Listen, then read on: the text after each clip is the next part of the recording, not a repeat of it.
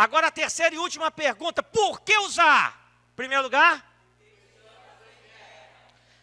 assim como naqueles dias nós estamos em guerra, verdade ou mentira? Meus irmãos, quando Jesus falou assim, que as portas do inferno não prevaleceriam contra a igreja, quer dizer que a igreja está atacando o inferno. Amém ou não amém? E se a igreja ataca o inferno, quer dizer que nós estamos em quê? Em guerra. Deus te deu alguma coisa para usar? Use, porque você está em guerra. O reino está em guerra. E o reino das trevas não brinca em serviço. Então guarde uma coisa no seu coração. Naqueles dias havia uma batalha entre filisteus e israelitas. E por causa disso, Davi teve que usar uma pedra para que Deus pudesse, o próprio Deus pudesse salvar a honra do seu povo. Mas Davi teve que se colocar à disposição. Sabe por quê? Porque ninguém quis se colocar à disposição. Acredito que eu também não me colocaria à disposição.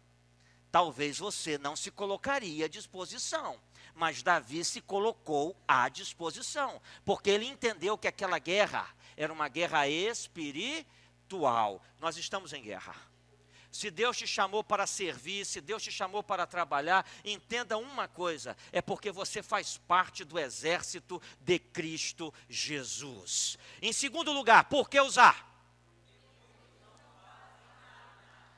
Verdade ou mentira? Verdade ou mentira? Você para imaginar a cena. Um gigante durante 40 dias afrontando Deus e afrontando o exército. Ele está propondo um combate mano a mano. A proposta dele era absurda, é lógico. O rei ficou com medo, o comandante ficou com medo, o exército ficou com medo, porque ele falou assim, olha, mano a mano, quem vencer, o povo venceu. E aí o povo derrotado se torna o quê? Escravo. Quem quer arriscar? Ninguém. Davi era homem de guerra? Não. Davi, sem ser homem de guerra ainda, precisou lutar, porque os homens de guerra não quiseram lutar. Você consegue entender a profundidade disso? Quem sabe no decorrer desse ano, Deus colocará em suas mãos para você fazer algo que era para outra pessoa ter feito, mas não quis fazer. E você deverá fazer aquilo que Davi fez, já que ninguém quer fazer a parte deles. Eu farei a minha. Amém ou não amém? Eu não sei se todas as pessoas têm o dom da malandragem espiritual, como o pastor Samuel Mouta. Mas muitos pastores têm esse dom da malandragem. E quem sabe o seu pastor tem essa malandragem. Chegou para você e falou assim, sai que é sua, é para você. Eu tenho uma função para você na igreja. E você olha assim, é a sua cara, é a sua cara. Sim, é o quê? Você vai fazer isso, você vai ser um promotor de missões. Sim, é a sua cara. Aí depois, você vai ser MMV, você foi promovido. É interessante que quando você dá uma olhadinha assim na igreja, você observa o quê? Que na sua igreja tem gente muito mais talentosa do que você, verdade ou mentira? Tem gente muito mais habilitada e capacitada do que você. Só que não fazem absolutamente nada. Aí você tem dois caminhos. Ou você peca e começa a falar mal de quem não faz. Ou você fala igual Davi. Deixa comigo que eu vou resolver essa parada. Em nome de Jesus, mas eu vou resolver esse negócio. Guarde uma coisa no seu coração, meu querido MMV, meu querido promotor. Se Deus conta contigo, apenas submeta-se à vontade do Senhor. Coloque-se à disposição do Senhor e deixe Deus te usar. Usar as suas mãos, usar a sua mente, usar a sua boca, usar o seu corpo. Deixa Deus te usar. Mas em primeiro lugar, por que usar? Em segundo lugar, por que usar? Em último lugar, por que usar?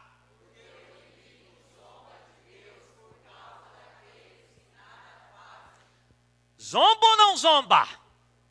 Só que quando Davi viu aquilo, falou assim, eu vou deixar um incircunciso desse zombar dos exércitos do Todo-Poderoso? De maneira nenhuma. Meu queridão, minha querida, é hora de acordar. é hora da gente entender que a gente tem uma missão.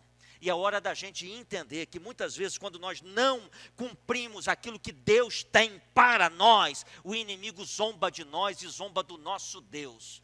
Só que nós pertencemos ao exército do Deus vivo, e nós vamos cumprir a nossa missão.